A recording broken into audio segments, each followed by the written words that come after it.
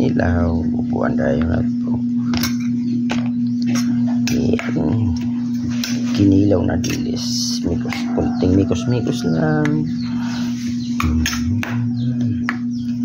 Na yung mga tanggal na ito pang paslong,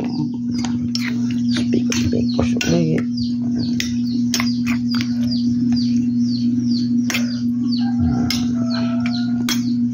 Pitikan na natin makapangyarihang asin.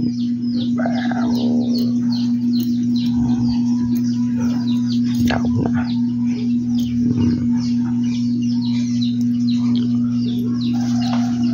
Mikos ulit.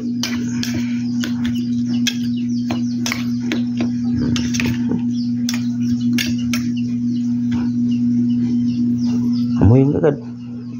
Bango. Mikos pa.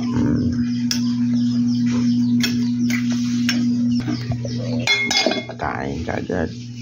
Kain na mais ang katapat niyan. Ayan, pagkatapos natin mikos yan,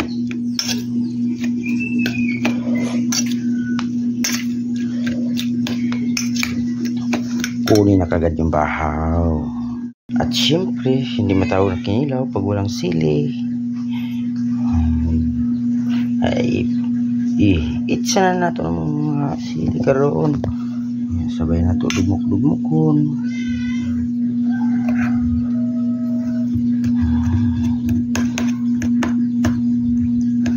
Pisa-pisaon para ganap na siyang kinilaw. Diba? Pisa-pisaon na ito na tanan.